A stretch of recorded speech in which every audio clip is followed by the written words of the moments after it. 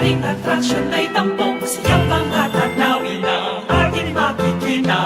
Isang malaking pagdiriwang sa bundok ng mundo. Hari sa mga ilaw na tila mga tala, at kinikit sa palamig na simoy ng hangin.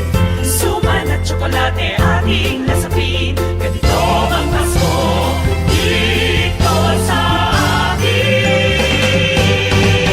Tayo na ang Pasko sa Antipolo, halinan sama-samang magdiwang. Magkikanta, makisayaw, magsasayaw kung ikaw ngayon at magpasko sa Antipolo.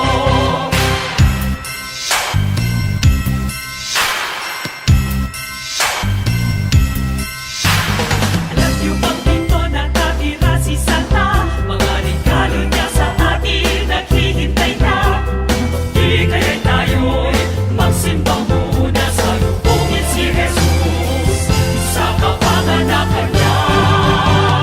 Lubos ang plaza at ating tunghayan, mga korong umaawit at mga himig ng Pasko. Basta namang nangiti ng bawat Antipoleño, halina't magsaya dito sa Antipolo.